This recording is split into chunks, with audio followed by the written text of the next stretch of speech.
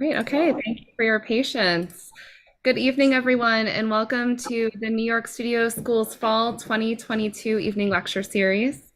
I'm Kara Carmack, the Exhibitions and Public Programs Officer, and tonight I'm delighted to present Dr. Virginia Moon and Kejia Wu in conversation.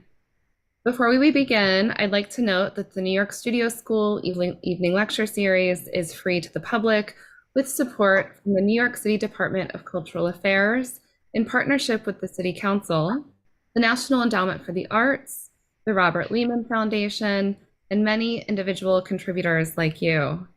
Please do consider making a donation to help keep our evening lecture series free by clicking on the support button on our homepage. We look forward to a lively Q&A after Virginia and Kejia's presentation. For our Zoom audience, please note the Q&A button at the bottom of your screen. Feel free to type in a question at any point during the talk. If you're on YouTube, you may enter your questions into the comment section. Now, I'm absolutely honored to introduce our guests. Dr. Virginia Moon works with the entire range of Korean art from the ancient to the contemporary. She was the curator of the traveling show Treasures from Korea, Arts and Culture of the Joseon Dynasty, 1392 to 1910 in 2014.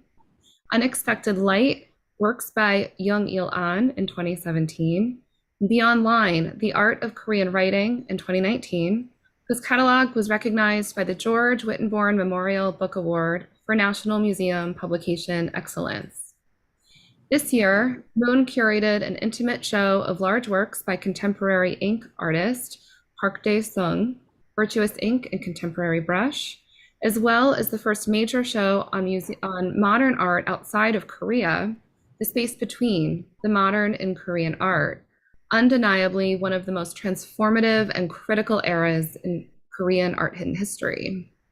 She has been invited to prepare an exhibition at the Seoul Calligraphy Museum in Seoul, and is also working on a contemporary show on Korean crafts and design at LACMA with Bobby Tigerman, Marilyn B. and Calvin B. Gross Curator, Decorative Arts and Design, as well as an exhibition on the contemporary works of Lee Bae.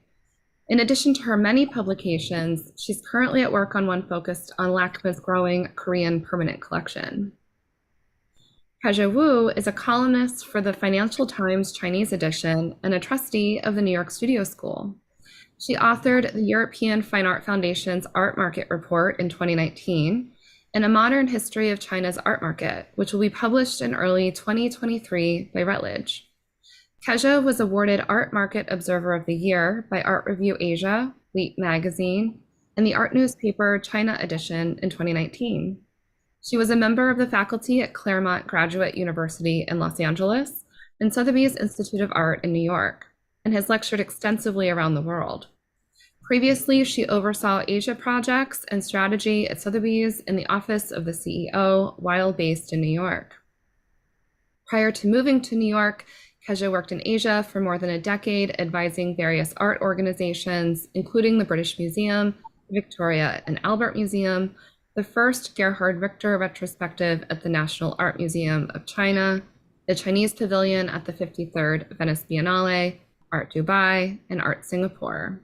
She's also co-founder of the East Modern Art Center, the first nonprofit contemporary art center in Beijing, and was in charge of its contemporary art programs and operations. Now, please join me in offering a very warm virtual welcome to Dr. Virginia Moon and Kejia Wu.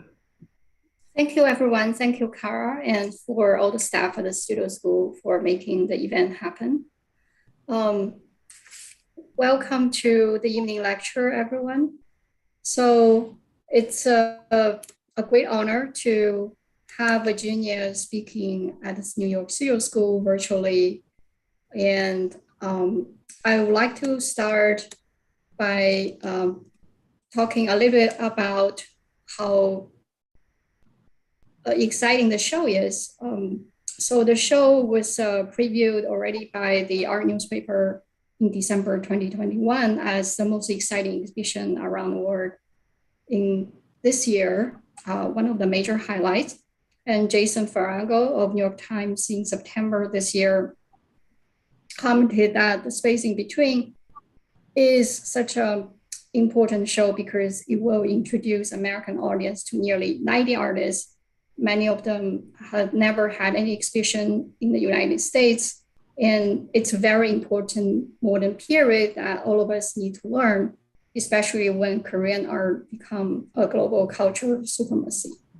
So in addition to all the raving reviews from the press in the global art world, I also would like to emphasize that this period of modern Korean history, which Virginia will introduce very soon, is not just about one country's culture and history. So what happened in Korea in the 20th century, from the end of the 19th century to the middle of 20th century, where the show has been focused on, had a profound influence in East Asia and beyond. And today is still significantly shaping our geopolitics. For example, in China, when I grew up, as you probably know, in the Korean War, although on surface it appeared as a civil war, but fundamentally because of the People's Republic of China's involvement supporting North Korea in Korea War, and the United States supporting South Korea during the war, the war has gone far beyond the one country politics. So this painting by the famous Chinese contemporary artist Li Songson, who is represented by Pace Gallery, he did a painting back in 2002, shows a group of Chinese People's Liberation Army soldiers working and helping during the Korean War on the North Korean side. And he subsequently did a number of other paintings portraying North Korean leaders, including this military officer who visited the White House in 2010 and met with Bill Clinton. So this painting was based on a photograph he took with Bill Clinton at the White House in that year. And then I'm sure without explaining, everybody know who this painting is about. So the current leader of North Korea, Kim Jong-un, he is watching some maps together with his military officers. And then the next painting portrayed Kim Jong-un's sister. It's called The Sister on Horseback. So fundamentally, this is a period of history that really shaped the global geopolitics landscape. So now I want to start the conversation by asking Virginia, if you don't mind giving us a little bit intro in terms of the history of a modern period of a career that is so relevant to the exhibition. Thank you. Thank you, Keija. I think we're going to need a couple seconds for our PowerPoints to exchange.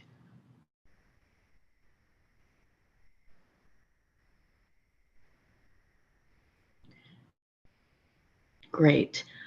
I would like to thank Keija for inviting me to be part of this evening lecture series at the New York Studio School. And I would like to thank Kara and the rest of the staff at the New York Studio School for arranging this and helping it to happen. The brief history of modern art, it goes without saying that I will be providing a very compacted version. Next slide, please. Just to run down and point out some significant moments during modern Korean history. We start with 1897, when Korea transitions from a dynasty to an empire. In 1910, Japan formally annexes Korea. I will be talking a little bit more about this, but I just want to give a general overview first. And then in 1945, Korea is liberated at the end of World War II. Just 5 years later, the Korean War breaks out. And in 1953, an armistice is declared where the war is paused, which it continues today. Art historically 1957 is generally agreed to be the end of modern art. And then 57 to 65 are the extended dates that I've chosen to allow a peek into the early contemporary. Next slide, please. So in 1897, the last two kings of the Joseon Dynasty, here they are stated as Emperor Gojong and Emperor Sunjong. But before, at the end of the Joseon Dynasty, they were King Gojong and King Sunjong. These two brothers decided in 1897 to make Korea an empire. One of the logics behind that choice was to show and demonstrate that Korea was indeed also becoming modern. But this wasn't without any intent. They were very aware that Japan was seeking to possibly colonize them. However, it's important to remember that what Japan was trying to do at that time was part of a larger trend of imperialism that was very strong and trendy, in fact, at that time. From Japan's point of view, in 1895, they shockingly, to the surprise of the world, won the Sino-Japanese War, in other words, China versus Japan, in 1895. And then in 1907, there was the Russo-Japanese War, Russia versus Japan, and they also won. These two victories really marked a message to Japan that possibly they could also be a world power.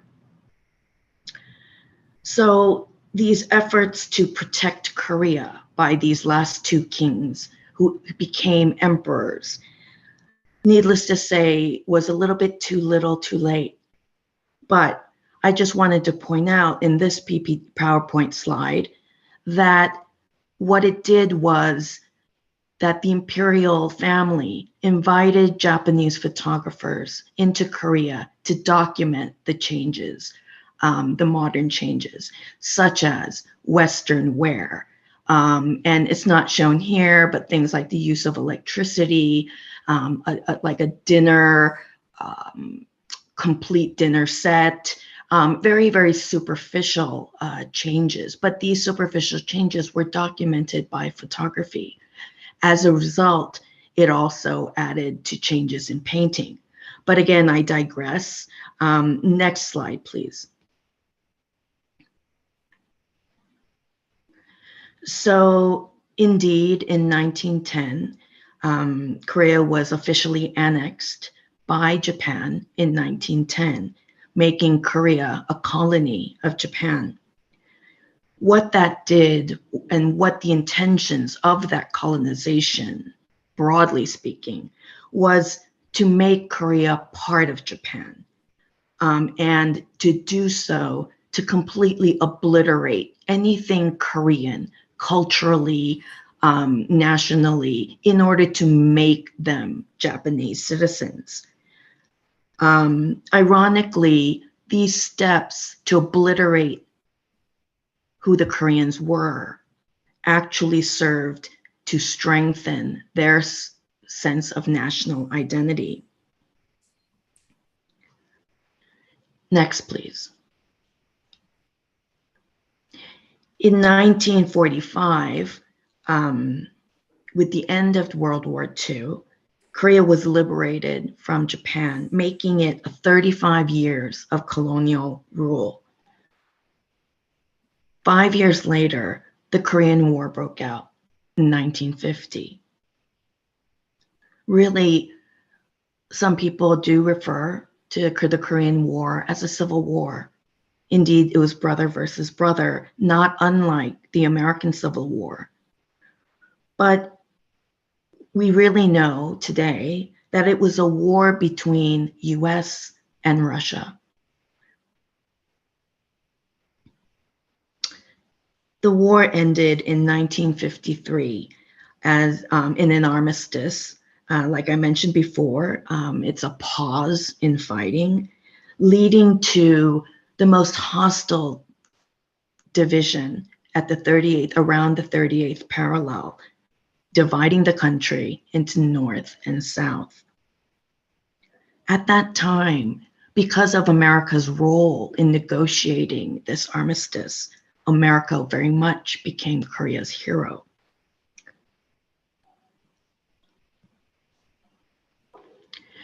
This image that you're seeing, which is essentially a document, is to show that in 1951, MoMA in New York did the first exhibition about Korea called The Impact of War.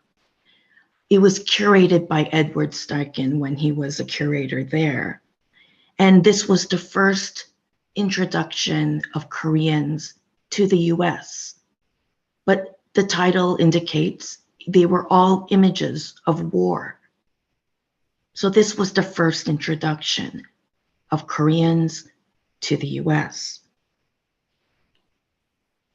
Next slide, please. The modern era, at least as far as Korean art is concerned, generally ends in 1957. This is a year when a group of artists decided to rebel against the practices of art and art exhibitions up until that point.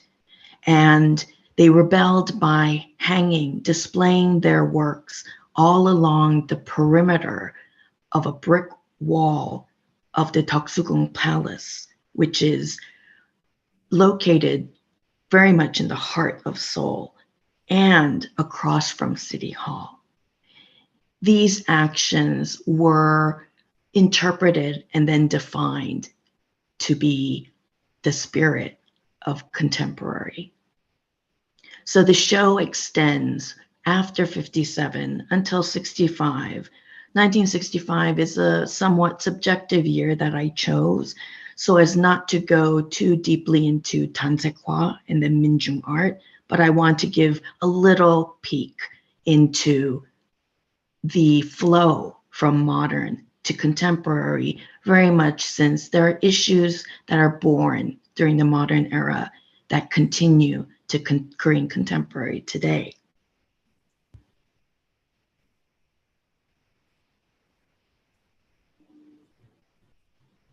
Thank you, Virginia. So it's interesting when we're still having the war ongoing in Europe to reflect the turbulent time in Asia in the 20th century. And when you were looking at that part of history and trying to contemplate the show, would you like to tell us what's your curatorial thinking behind it? And why do you think the show taking place at this time period, at the moment now in LACMA, it's so critical? Yes, that's a great question. The slide that we're looking at right now is just to visually show why I chose the title, The Space Between, because this era fits right between the traditional dynasties and the contemporary. Next slide, please.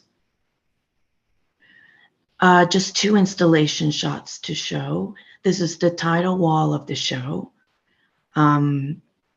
And as you can see, we have the title both in Korean and in English. I just want to note, this is sort of an interesting tidbit, I think, that the font used here for the Korean is actually taken from a font used in the 1950s in Korean newspapers. Also at that time, Korean newspapers were printed vertically, which is why it's also vertical here. Next installation slide. This is a broad overview of the exhibition. Just to give you a sense, for those of you who will not be able to make it, but I want to give you a sense of what the show looked like. Next, please. So I'll talk a little bit about this curatorial thinking. In a lot of ways, although there are people who contest it, modernization for Korea was in many ways a forced one. It came at a time because Japan colonized Korea. Of course, there are others who argue that even if Japan did not colonize Korea, Korea would have modernized on its own. But we'll never know exactly what that would have looked like and how long that would have taken.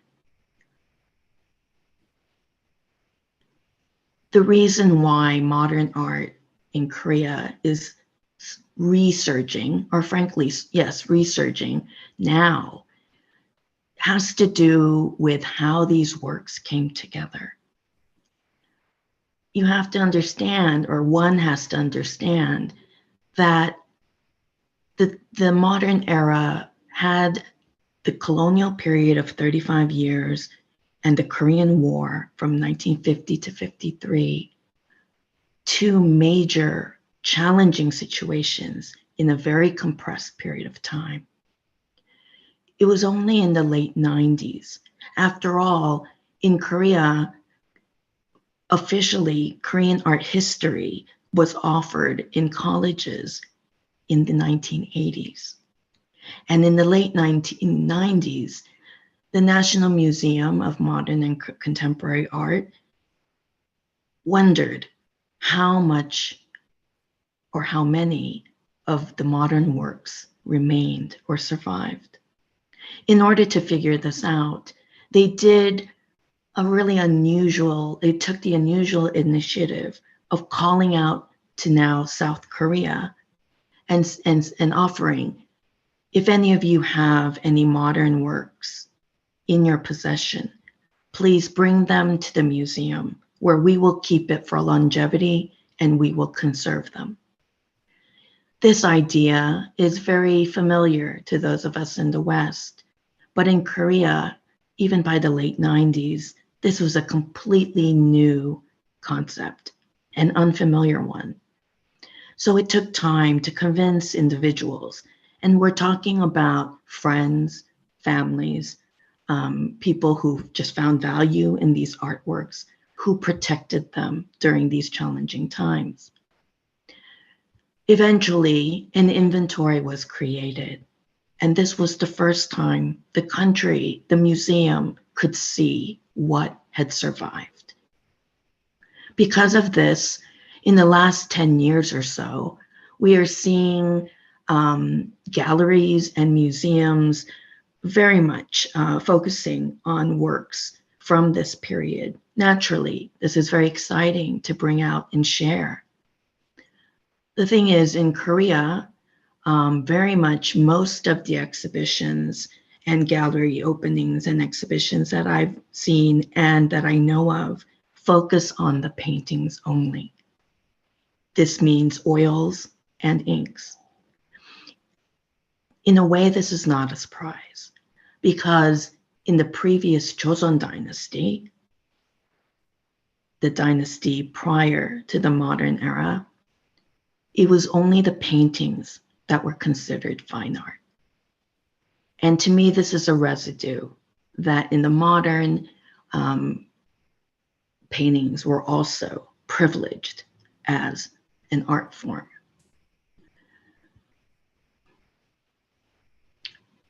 I really felt in doing this show outside of Korea, I felt it was an opportunity to rebalance this view, because there were essentially four mediums that either were born, brought in, or continued during this time: oils, inks, photography, and sculpture.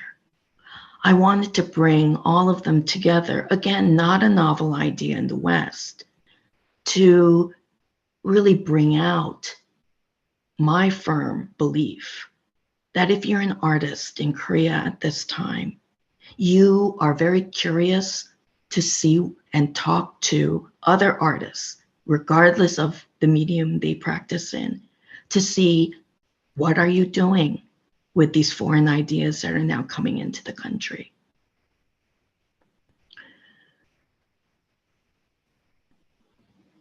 There are 5 sections to the show, and this also tells the direction of the arc of the narrative.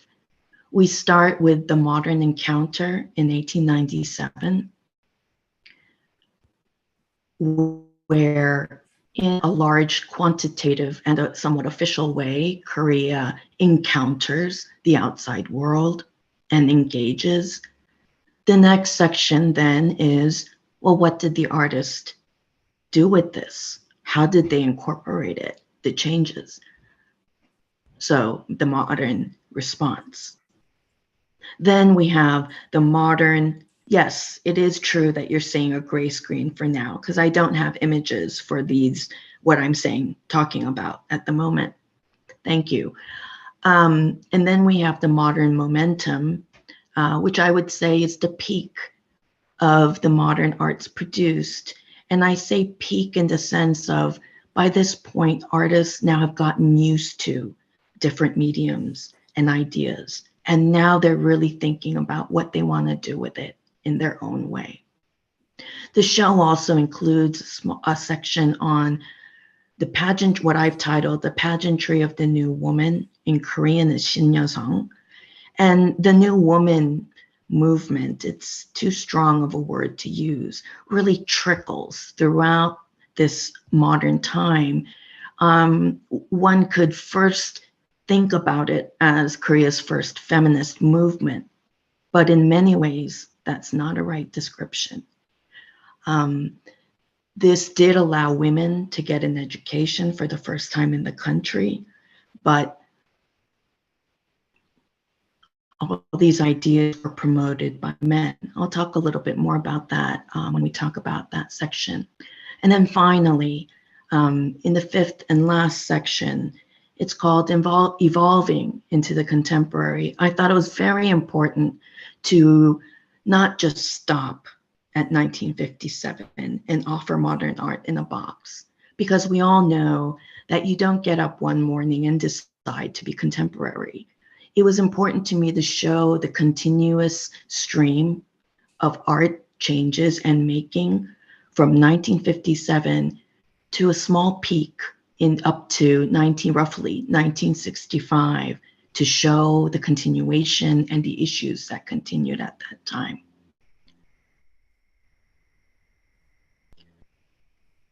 Thank you.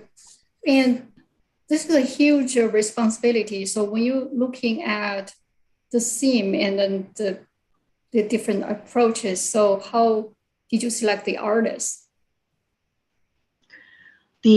Again, this is okay that it's, if you're looking at a gray screen, this is just my answers that can't really be supported by images, which is to say and answer that this being an introductory show, I wanted to go for the broadest representation of artists' works as possible. But when I could, I chose early to later works of a single artist. So about 2, maybe 3, if we could, and if we could find them, to show the development of that artist and see the visual changes, at least for one artist. And we have a couple examples of that that I will get to.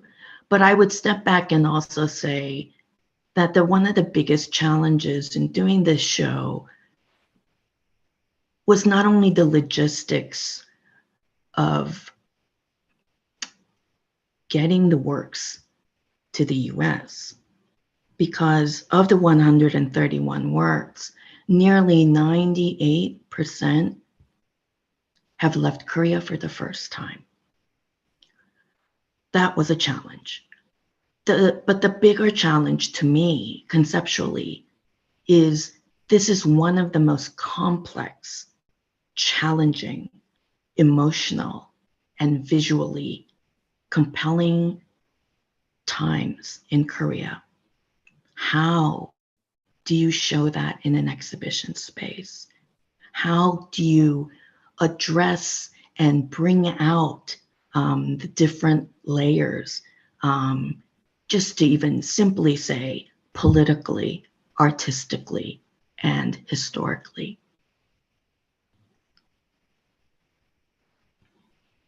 So you talk about when you were choosing the artists and the artworks, you purposefully try to pick a few works Yes, I was. perception in terms of, Go ahead. yeah, what's your perception during the very turbulent times, how these artists explore and found their creative identity, if you have some examples to show us? Thank you. Yeah, I thought I'd address that in some broad strokes and then focus in on some examples by individual artists. Next slide, please. So one of the things that happened when Japan colonized Korea is that the people who continued to be interested in art or wanted to pursue art had to go to Japan, because in Korea at that time, there were no art schools. So these Korean artists went to Japan to attend their art schools. But in this broad historical understanding of what was going on in the world, Japan's art schools themselves were very much modeling themselves on works from Europe. So the Korean artists who were getting an art education got a very much edited and somewhat diluted version of art training coming from Europe. So in the first section, in the section of modern response, and generally speaking, we see the concept of self-portrait, as you see in these slides. And by pairing an oil with a photograph, it confirms my belief that people practicing in different mediums were talking to each other and being affected by the same concepts that were coming into the country.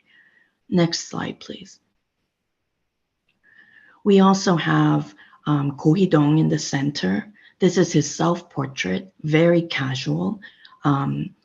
This is not a self-portrait that by any means would have been considered traditional. But I put him in the center because Ko Hee-dong is known to be an artist who was the first student to go to Japan to get an art education. But then more interestingly, he had practiced before he went to Japan in the traditional inks, as you see in the left, compositions inspired by Chinese themes. After he was celebrated for being the first artist to be trained in Japan, soon after, he changed his mind and he went back to practicing ink, as you see in the example on the right. He may be the first and most recognized example of this, but I suspect there are others. Next slide, please.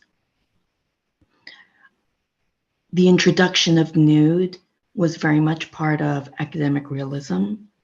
This particular painting by Kim Gwan-ho in 1916 won the second annual art exhibition put together by Japanese colonial government.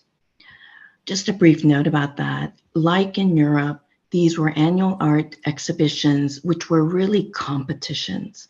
And at this time, it was kind of almost the highest goal that an artist could go for to then have some sort of recognition. In this particular work by Kim Gwan-ho, in the second annual art exhibition, this painting won. As you can see, it depicts the backs of two nude women. In Korea, there was much excitement that a Korean artist won an art exhibition whose jury was composed of Japanese colonial officials. But in the Korean newspapers, they refused to show this image because the country was not used to nudes yet. And instead, they replaced it with a landscape work. Next, please. This is an example of still life, which as a composition and also enters the country, Korea. And just to show, on the left is an oil depicting a still life, and on the right, a photograph. Next, please. Now then the question becomes, what happened or happens to the ink painters? Well, the ink painters continue, but they continue in different ways, actually broadly 2 ways. On the right, we have a work by Lee Sang-bum, and the PowerPoint really doesn't give it justice to the actual size. It's rather large. And done in the 40s, yes, but he represents the subsequent generation after the traditional ink artist to depict works continually in using black ink on Korean paper. But the subject matter is very bleak. The landscape is desolate. But the largeness, which we begin to see both in ink and in oils, really has to do with the way the annual art exhibitions displayed their works to be judged. It was in the salon style, like in Europe. And if you aren't familiar with that, it's really just a way to put everything that you can on a wall. The artists quickly figured out that the larger their works, that possibly the quicker and more positive the attention they could get. So in this slide, what I'm trying to show is that ink itself sort of broadly broke into 2 categories: the black and white traditional style, but modern inks, and the colored inks. Just I want to step back and say the ink painters of the modern period very staunchly and continuously felt that they were the true artists of Korea because they did not accept the foreign influences like oil. They prided themselves with this, and that ongoing tension between I am the real Korean artist and you are a traitor, to put it simply, but too extreme a word, that tension continues into or has continued into the Korean contemporary. For example, so to finish this slide, ink also subdivides into black and white inks and colored inks. Now, the example in the center is by Kim Won-ho, who is the same painter who did this tiny thumbnail that I'm showing as a reference shot I showed earlier. Kim Won-ho's fortune telling is shown as a classic example of Japanese Nihonga. And that's just a very fancy way to say colored ink. Kim Won-ho students very much continued colored inks, polychromatic inks, but towards the end of the colonial period, these artists were considered collaborators because they continued the colonial tradition. On the right by Ian Song, this is actually an oil work, but I show it here to start to differentiate the different nuances of choices and judgments that were made against the artists of this time. The Ian Song work is an oil. Ian Song's entire life matches the years of the colonial period in Korea. As a result, he was a very talented artist who continuously won art competitions. The controversy around him that continues today is a wondering of whether he catered, knowing the tastes that the Japanese colonial judges preferred, and matched that in order to win. But on the other hand, in this particular painting, if you look closely and if you might be familiar, there are significant references to Korean, I guess, symbols and architectures of pride. It's hard to point out here, but I will tell you that there's the Cheomseongdae, which is Korea's first observatory. And the landscape, the way it looks. And again, there's a sort of a spinning coin about the primitive look of these people. Certainly there was a primitiveness to Koreans, especially in the countryside at this time. But the other side of the coin is, this is a very patronizing way to look at Koreans. So the argument continues even today. Next slide, please. In continuing and going a little bit further about how the artist explored the creative identity, I started out by showing how the ideas behind academic realism did manifest themselves in the early part of the modern era. I wanted to also show you another style that was really pushed forth in an effective way by artist Ikwede. You can see, and I think many of you will agree, that this looks familiar. There's a certain romanticism that relates to the Renaissance period that is intentional. In fact, on the image on the right, the self-portrait, you see the landscape behind the artist, who is already wearing a fedora combined with a traditional overcoat.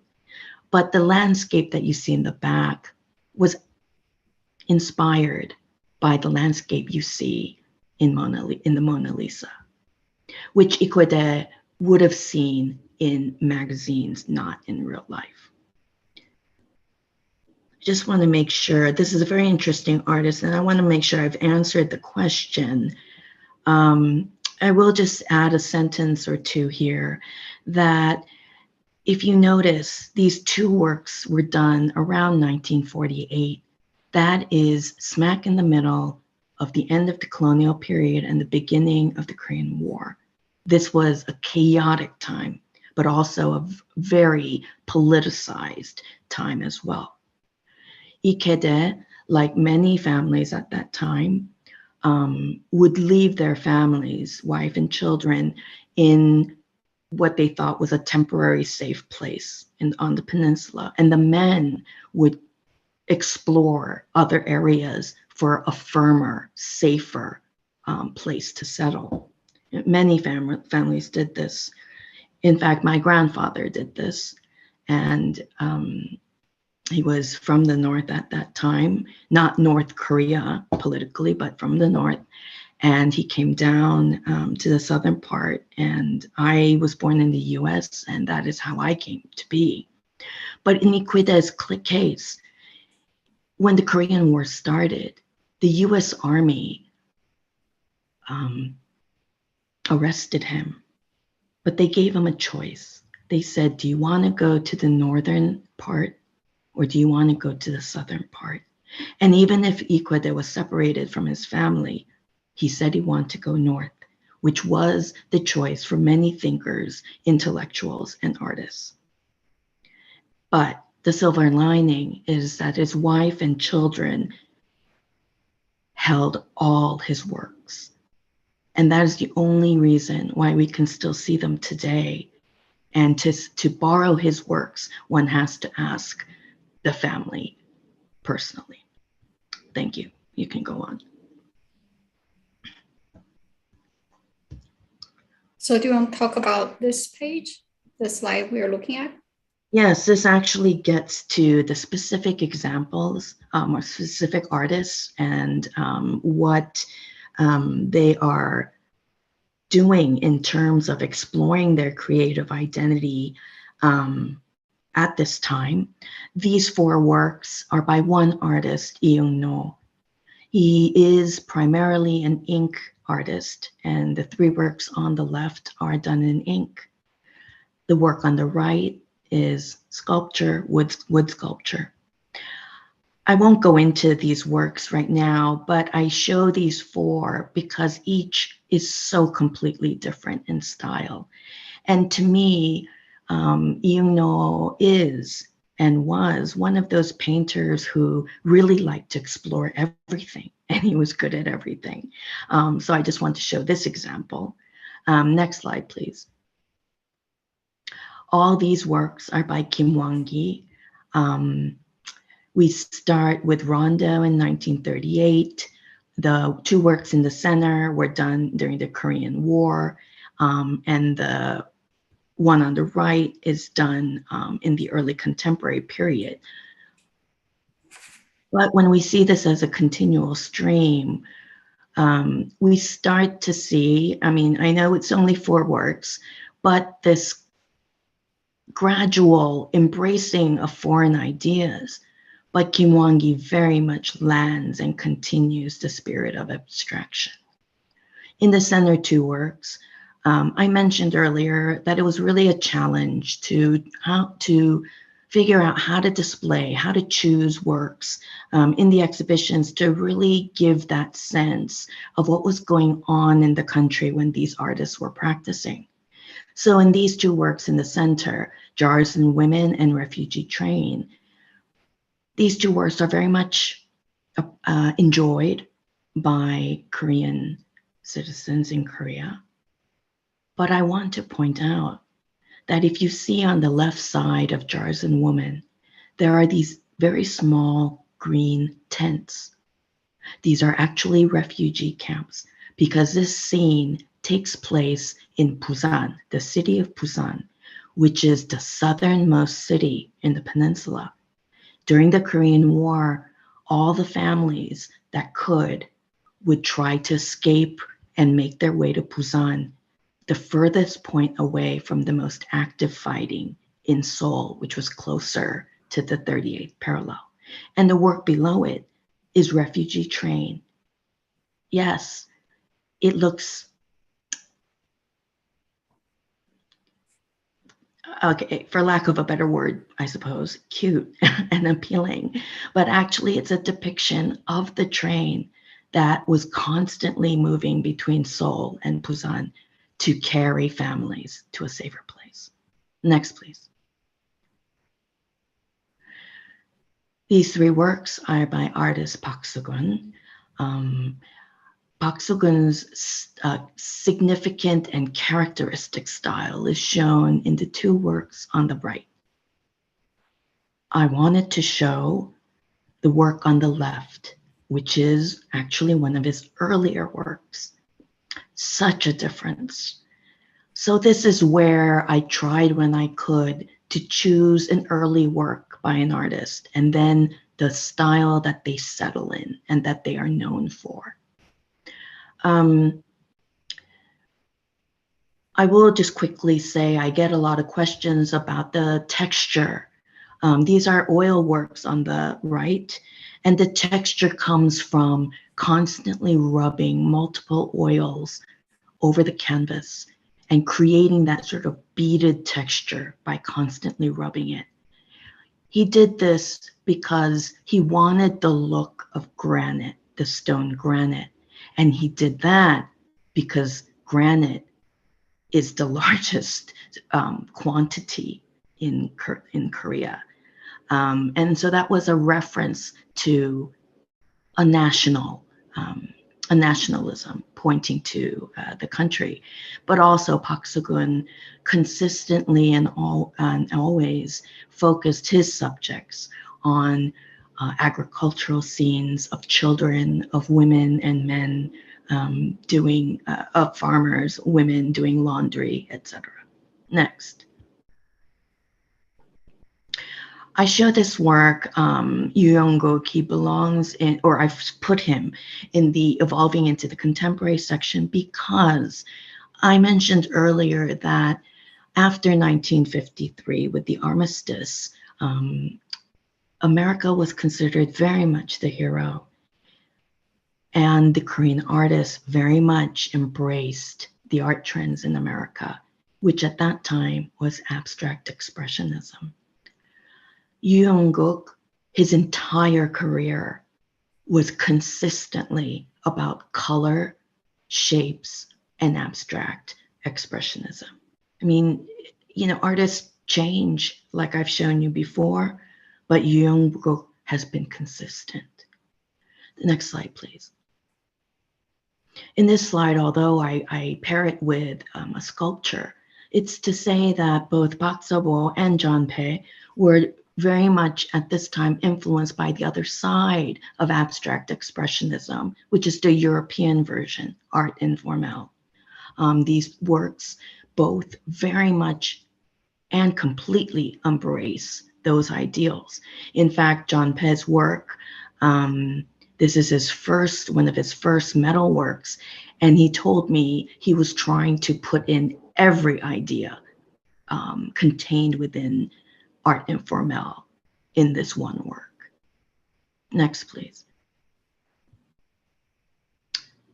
This will be the final work I talk in this sort of question that I've taken broadly. This is a work by Kwagin-sik done in 1962. He is in the evolving into the contemporary section, but I chose this work as demonstrative of what was beginning to happen already. This is a work that he would call, yes, he called it an artwork, but it very much plays with the idea of questioning what is a painting.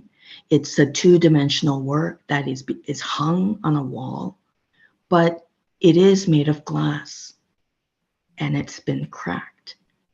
Kwagin-sik would dig a shallow space is not the right word, in the ground, in the dirt ground, to fit the size of the glass. And he would place the glass in it. And then he would break it with a stone or metal object. And then he'd put it back together again. And it was the putting back together and the achieving look of it. If he liked it, then he kept it. But which is a really, I don't know, that's one way that he's approached this. But what it really hints at of what's to come is the concept of performative art, the concept of found art, where artists at this time, because people still were poor, were grabbing on to whatever they could find to make the art, and questioning the different mediums and also bringing them together. So this really starts to hint at to what we will continue to see. That's so poetic. The creative process really matters. So you talk about this quite a variety of styles and thinking process from different artists. How do you see that transition from that period of time to Korean contemporary art, which has been widely discussed around the world in recent years? Next slide, please, which will be blank, because this I just need to answer. Okay. Which to answer the biggest items that I would talk about, but there are more, but just for this, I would say that, you know, that tension that we see between the ink and the oil, what is more Korean? What does it mean to be Korean? What is the future of Korean art at that time? These are questions I find that contemporary artists today still grapple with to some degree in their works. And therefore, the very significant issue of identity really gets born during this time. And that's a very strong concept that gets questioned everywhere, but certainly for Korean contemporary art continues today. It's because of these ideas that the modern words of nationalism, identity, post-colonialism, which we use today, they emerged because of what was happening in the modern period. So the show also had a couple of very important sections. One is the New Woman phenomenon. Do you want to talk a little bit about that? Yes, I'll be very brief. Yeah, Go so ahead. I'll try to be brief. Let's look at what the next slide is. Thank you. Yes, so this new woman phenomenon, and I think phenomenon is a better word. In Korean, it's called 신여성. Essentially, like I said, this idea trickled throughout the modern period, and it came about allowing women in Korea to get an education for the first time. But like I said, it really didn't gain firm traction. I would argue that in part it's because it's the men who defined what this was. While these ideas of women getting an education was inspired by the Japanese and Western missionaries that came into the country, the men were trying to figure out, how do we use our women? What role can they play in helping to modernize the country? So their logic was, if we allow them to be educated, then as mothers, they will educate their children. And that is the next generation, and they will help modernize the future of the country. That is indicated in these two paintings by Iute. I think the subject is quite clear, so I'd like to go to the next slide. We start to see an overabundance of journals, and I'm showing 4 here. I mean, just the images that you see without knowing what it says, their titles, really brings out this notion of the new woman, which essentially was again very much an external change also. Next slide, please. For example, in the photograph on the right, this is a photograph by Shin Na-kyun of female entertainer Choi Seung-hee. She is still, I mean, she's not alive, but she continues to be the most she was considered to be the most photographed female entertainer in Korea's history. Some believe that this may be her first. So this photograph alone has 2 layers, broad layers. One is to notice her short hair, short bob, what the dress she's wearing, which is in Western style, her the forefronting of her leg, very short dress, and the expression she has in directly looking into the camera. These are all external characteristics of New Woman. The other layer is the photographer himself. Shin Na-kyun is known as the leader. At this time, he produced a book on photography, the first book, which is still used today. And his emphasis was on print technique, which he shared in teaching photography in Korea for the first time. I included the images on the right because Shin Na-kyun, like many other photographers, their full-time jobs were still at newspapers, where photography was not considered an art, but rather as documentary. And Shin Na-kyun was the head of one of the biggest newspapers, 동아일보, when a Korean person, Sun Ki-jung, in the center on the top right, bowed his head in protest after winning the marathon for Japan in 1936, which was still during the colonial period. I add the second photograph under it because the bouquet, it's not quite a bouquet, but the flowers or plants that he's holding blocks it. But the shirt, the one below it, shows a little bit better that he is wearing a shirt with the Japanese flag on it. Next, please. This page shows, one of the wonderful aspects of this period is we really start to see the identification and presentation of the works by female artists. And the 8 works on this page are all done by female artists. Next, please. What might be the next slide? Oh, yes. My last question, the photographs yes. of your show. Yes, I'm particularly happy to bring these photographs. Yes, many of the works have not been seen outside of Korea, but in particular, photographs done in the early 20th century were not even shown in Korea because they were not recognized as an art form. So they have been rarely seen in Korea even today.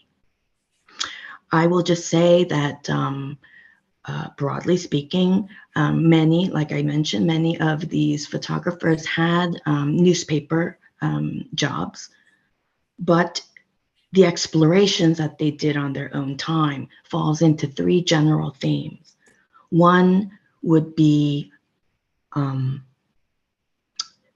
social issues. So here, this work is actually quite well known. You may or may not have seen it by Lee Mung-sik, Job Hunting, which is addressing the unemployment situation after the war. And right behind him, you see two businessmen shaking hands, presumably having met or settled a deal. So one category is addressing social issues. Next, please. Sung Do-young also, he was actually assigned as a wartime photographer, and his photographs show that.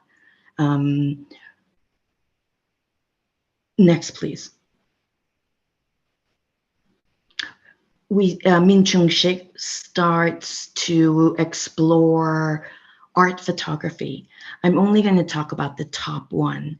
That what you're looking at is a cardboard cutout of a mountain range that's been placed on the table. And what's really actually both endearing and curious about this photo is that we have to remember that this group of early photographers are trying to figure out how the camera works, how the lens works, and the limitations and what it can do. So Min Chung-sik was wondering, since the Diamond Mountain Range in the Korean Peninsula is so large, which is now located in North Korea today, but at that time not, he was trying to figure out, how do you capture an entire mountain range in the lens of a camera? And so he's trying to practice by doing a cutout. Next, please. This group, Nam Sang-jun, Seo Soo-nam, and Hyun Il-young, very much practice and pursue photography as art. Nam Sang-jun was very much known for the different angles from which he would take photographs. The center explores the technique of solarization, which is quite well known in the West. And on the right, Hyun Il-young,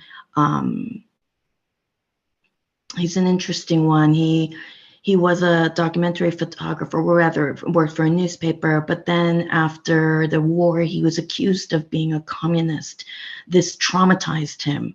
And afterwards, and this pair comes from the afterwards part, where his photographs of the group that I show, I would argue is one of the more emotional and personal photographs.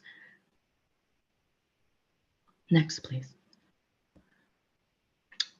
In evolving into the contemporary, we see the works of Han Young-soo. And as you can see, he was very much influenced by the photographers of the Magnum School, in particular, Henri Cartier-Bresson. And I would argue that this development from the early photographs that we've seen to Han Young-soo's photographs, where we see a more spontaneous, humorous, and yet, no, I would stop at that, versions of photography. Yeah, next, please. Here, I wanted to show, this is the catalog cover, front and back, by Delmonico Press. I deliberately decided not to choose oils for this because in Korea, publications always show an oil work. Instead, I wanted to choose an ink work, a colored ink work, and a photography work. Next, please. Thank you so much. So I noticed there are quite a few questions in the audience. Kara, shall we start the Q&A session? Absolutely. Thank you for the great introduction. Thank you very much. I think one of the questions is asking Virginia if you could speak even more about the work by women. There were a lot on that slide and they ranged quite widely and broadly. And I wonder if you could just speak more about that and elaborate about these women and their work. It's an excellent question, but the answer points to the fact that as yet, a lot of primary materials, say journals, evidentiary materials, either have not survived or they just weren't considered that important, and we haven't seen them. Now, it is possible that over time there have been some scholars who have located some, but it's my way of saying that it's exciting to show these women artists in different media, but it also piques my interest. I haven't come across, there might be in Korean, for sure, but I really haven't come across a satisfying research done on the connection to women getting an education for the first time and the direct arrow that goes to therefore they would get an art education, which I think for many of us is a common sense direction. But I still have yet to see the evidence and the research for it. So while I can show you for now the women represented in this show, and I'm very honored and excited to do that, it's still an ongoing project. And I hope actually this show allows others to pursue it. It seems like this show is just going to launch million ships, right? There's lots of research to be done, but you've already done so much wonderful legwork for current and future. I really hope so, because there's so much to be done and I can't do everything. Although I wish I could. Of course. Thank you. One question that I had is that the conversation around modernism, at least in the West, is often, in one way in which it's framed, is through this sort of urban and rural dynamic. And I wonder if you could, we see that a little bit in the photography, the sort of urban setting, but I wonder if that ever comes into play in the paintings and in the inks, for example. I think the way I'd answer that question is, yes, I think there are scattered aspects of showing urbanization or industrialization in the photographs and in some of the paintings, both either ink or oil, really oils.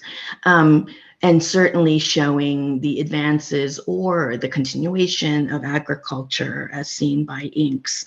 But combined with that is the struggle, which I think is the most interesting part of these artists, not only being aware that things are changing in their country, that they are undergoing one of the most difficult times in their histories. And I have to say, of course, Korea is not the only country to have experienced difficulties.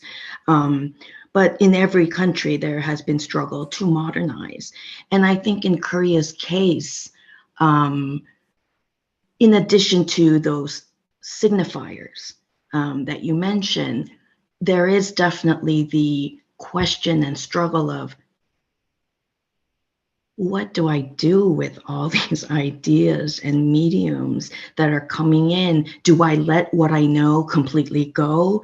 Do I bring it together? Do I synthesize it? Do I, I think this kind of choice is also manifested as part of being modern. Great, thank you. Thank we have you. a few more questions in the chat.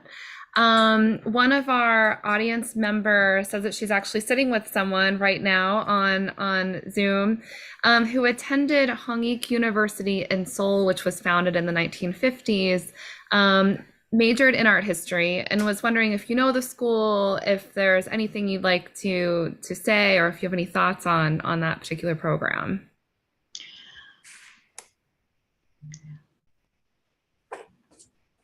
Yes, I am aware of Hongik University. It is one of a handful of schools in the country that is highly recognized for their art programs.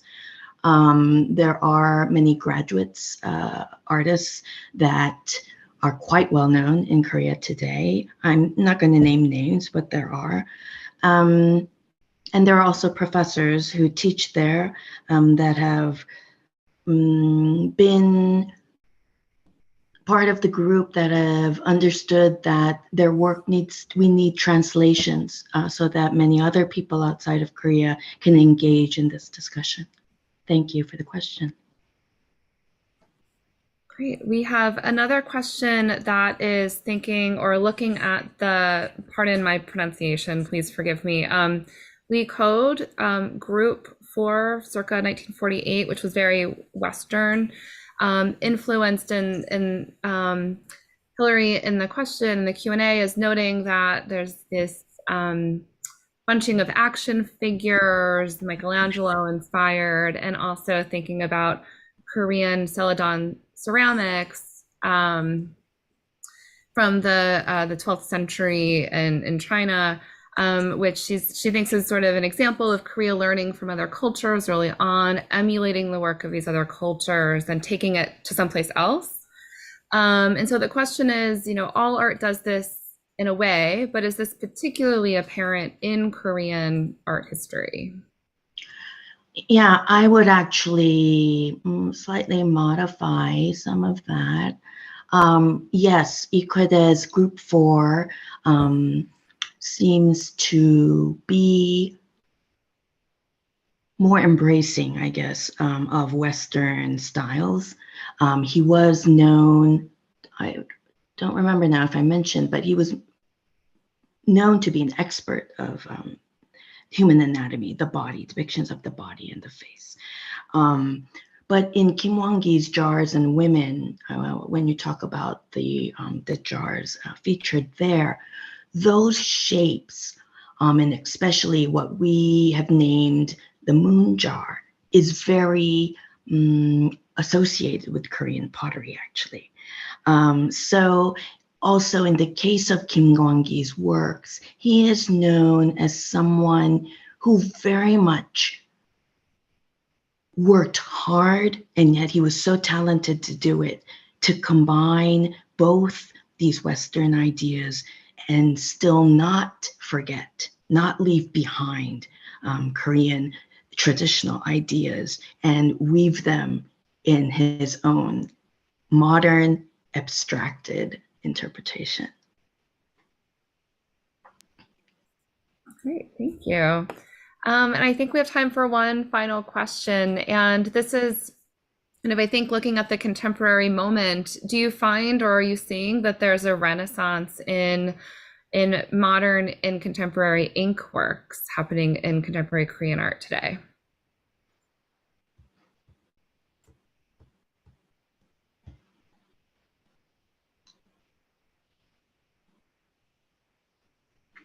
You know, it's all relative, I think. I think that in general, as we're seeing, as we're witnessing, as we're being shown, you know, yes, the works of the modern art are getting more recognition. With that, there is more recognition for the modern ink artists. To question and wonder whether, therefore, modern inks or contemporary inks are gaining more attention, if I'm interpreting the question correctly, is a little bit hard to say right now. I think because we're in it, I think we need some more time to have the reliability of hindsight to see what is happening. And that's actually what makes it all exciting. Thank you. And I think that's what makes your exhibition so exciting, is we're in a really interesting moment right now, and it all is speaking to and drawing upon these histories. And so thank you very much, Virginia and Keija, for such a really Thank wonderful, you. enriching conversation. I think we all learned a lot. I'm looking forward to reading the essays in the catalog and hopefully seeing the exhibition soon. So thank you for sharing your time and expertise with us today. Thank you, Virginia. Thank you, Cara. Thank you, Keija. Thanks for everyone for attending the lecture tonight. Have a good evening. Thank you. Take Have care. a good evening. Bye.